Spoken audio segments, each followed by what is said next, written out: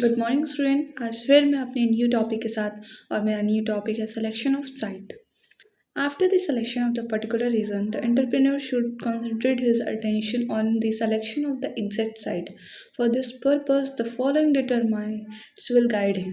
देखो क्या है इसमें कि हमने एक अपना एरिया ले लिया कि हाँ मुझे इसी लोकेशन में कहीं पर अपना बिल्डिंग अपना बिजनेस डेवलप करना है, ठीक है, अपना बिजनेस खोलना है। अब दूसरा चीज़ क्या है कि अब हमारा दूसरा काम ये है कि जब हमने अपना एक लोकेशन देख लिया तो अब हम एक ऐसा पर्टिकुलर साइट देखेंगे, एक पर्टिकुलर प्लेस देखेंगे जहाँ पे हमें अपना बिजनेस क्या करना है, डेवलप करना है, बिल्ड करना है, ठीक है। तो अब जब हमने लोकेशन देख लिया है कि हमें कौन सी जगह पे अपना बिज़नेस खोलना है, तो हम अब ये देखेंगे कि हाँ अब मुझे इस साइट पे अपने बिज़नेस को बनाना है।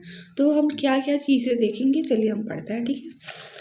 And the site should be well connected with the various modes of transport. It should preferably be near a public transport route. ठीक है, हम जो जगह चूज़ करेंगे कि हाँ यहाँ पे हमें अपना बिजनेस करना है, वो जगह ट्रांसपोर्टेशन से ईजिली कनेक्टेड होना चाहिए, ठीक है। वो प्लेस में आसानी से ट्रांसपोर्टेशन मिलना चाहिए, क्योंकि तभी तो हम अपना प्रोडक्ट जो है इम्पोर्ट और एक्सपोर्ट कर पाएंगे, ठीक। दूसरा क्या है, the area should be large enough to accommodate the plant and its future expansion. The topography should be suitable from the standpoint of a building construction. The environment should be free from pollution and congestion. और दूसरा point ये है, सबसे पहला point कि हम ऐसा अब जब एक लोकेशन देख ले कि हाँ मुझे इसी लोकेशन में कहीं अपना बिजनेस खोलना है। दूसरा हमने साइट फिक्स कर लिया कि अब हमें कौन सा साइट लेना है, और साइट लेने के लिए हम क्या क्या देख रहे हैं कि देखेंगे कि क्या वो साइट पे ट्रांसपोर्टेशन ईजिली अवेलेबल है या नहीं। अगर है तो ठीक। फिर दूसरा पॉइंट क्या देखेंगे कि अगर हम फ्यूचर में, इन फ्यूचर हर कोई चाहता है कि मेरा बिजनेस इंक्रीज़ करें, हम इसको और बढ़ाएं, ग्रोथ करें इसका, ठीक है। तो अगर एक्सपेंशन करें फ्यूचर में, तो अगर हम फ्यूचर में एक्सपेंशन करना चाहते हैं तो क्या मेरे पास इतना लैंड रहेगा कि अगर मैं अपना बिजनेस एक्सपेंशन करना चाहूँ तो ईजिली कर सकता हूँ। तो वो ये दूसरा पॉइंट देखेगा, ठीक है। तीसरा, there should be adequate facility for the disposal of polluted water and other waste material effect.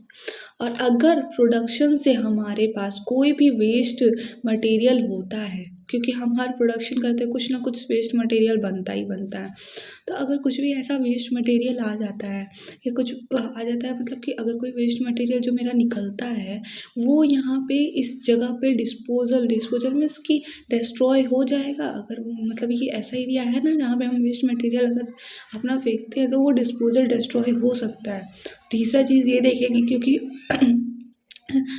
मेरा वेस्ट मटेरियल से जो इन्वायरमेंट है वो पॉल्यूट हो सकता है, तो अगर वो डिस्ट्रॉय नहीं होगा तो वो उस एरिया को पॉल्यूट कर देगा। इसलिए वहाँ पे मेरा वेस्ट मटेरियल डिस्ट्रॉय होने वाला जगह है या नहीं, ये भी मुझे देखना पड़ेगा, ठीक है। क्योंकि हम लोग बिजनेस थोड़े दिन के लिए तो करते नहीं हैं, वो एक कॉन्टिन्यूअस प्रोसेस है, लॉन्ग टर्म डिसीजन है, तो इसलिए हमें ये सब चीज़ें देखनी पड़ेंगी। चौथी, municipal corporation rules and regulation should permit the construction of suitable building and extension. जो वहाँ की म्यूनिसिपल एमएनसी हैं वो उनको ये अलाउ कर दे कि हाँ आप इस एरिया में ये बिल्डिंग बना सकते हैं और इन फ्यूचर अगर आप इसका एक्सटेंशन या एक्सपेंशन करना चाहते हैं तो कर सकते हैं, ठीक है।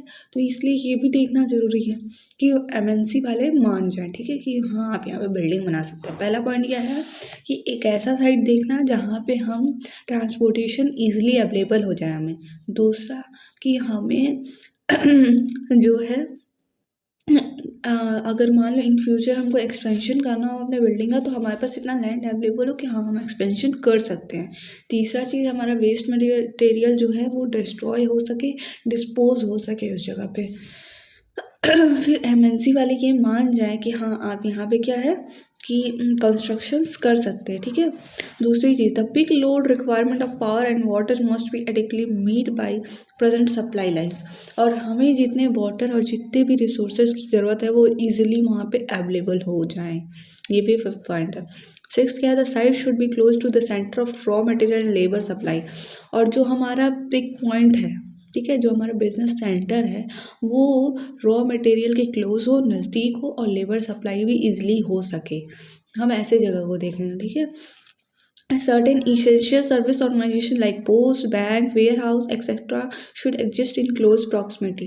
ठीक है, और जो वेयर हाउस है मतलब कि अगर हमें अपना जो प्रोडक्शन किए हैं अगर ज़्यादा हो रहा है तो हम उसको सेफली वेयर हाउस में रख सके, इतना तो क्लोज होना चाहिए। हम जहाँ बिजनेस करें वहाँ वेयर हाउस भी होना चाहिए, बैंक भी होना चाहिए, पोस्ट भी होना चाहिए, ताकि कोई भी चीज़ के लिए हमें ज़्यादा टाइम टेकन ना करना पड़े। ठीक है, डिले ना हो, हम कोई भी काम ईजिली कर पाएँ। क्योंकि बहुत बार ऐसा भी होता है, देखो बैंक का होना इसलिए ज़रूरी है कि कभी कभी क्या होता है कस्टमर्स भी पैसे लेके नहीं आते हैं, तो उनके लिए ईजिली है कि हाँ हम यहाँ से ईजिली ले सकते हैं।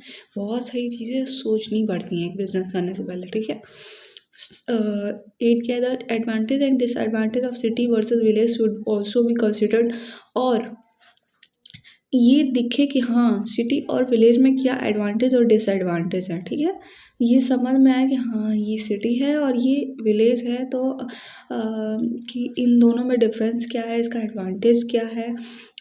On the whole any place away from the congested life of a city would be preferable, this would avoid high rentals, high rates of economic compensation, noise pollution etcetera. ठीक है, हम ऐसा बनाएं ताकि जैसे बहुत बार क्या होता है कि सिटी में भी बहुत सारे कंजस्टेड हो जाते हैं, प्लेस नहीं होते उतने, विलेज एरिया में बहुत प्लेस होते हैं, तो हम एक ऐसा चॉइस करें कि दोनों ही हम दोनों के सेंटर में हो। ठीक है, तो फिर इतना समझ में आया कि साइट कैसे सेलेक्ट करते हैं। पहला ऐसा जगह लेना जहाँ पे हमें ट्रांसपोर्टेशन ईजिली मिल जाए। दूसरा कि जहाँ पे हम अपने फ्यूचर में एक्सपेंशन करना चाहे तो ईजिली कर ले, पॉल्यूशन या वेस्ट मटेरियल जो भी है वो डिसॉल्व हो जाए, ऐसा भी प्लेस हो। चौथा कि हम रॉ मटेरियल हमें ईजिली मिल जाए, लेबर ईजिली मिल जाए। पोस्ट बैंक वेयर हाउस नज़दीक हो, विलेज और सिटी के बीच में हो, ताकि हम जो कंजस्टेड एरिया है उससे दूर रहें और प्रॉफिट कमा सकें। ठीक है, थैंक यू। आज की क्लास यहीं पे ख़त्म होती है।